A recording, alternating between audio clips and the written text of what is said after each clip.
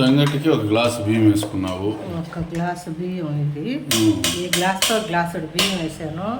అది అన్నం ఉడికేటప్పుడు ఒక్క గ్లాస్ పిండే పోయాల.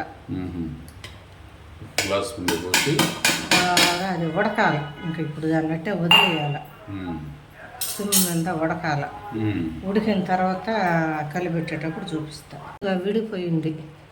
ఇప్పుడు ఉడికిపోయినట్టు అర్థం. ఇప్పుడు బాగా వంట లేకుండా కలుపుకోవాలి.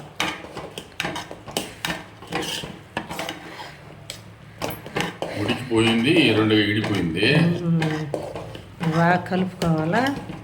నీళ్ళు తక్కువైతే పక్కనే కాసి పెట్టుకొని కొంచెం కొంచెం పోసుకోవచ్చు.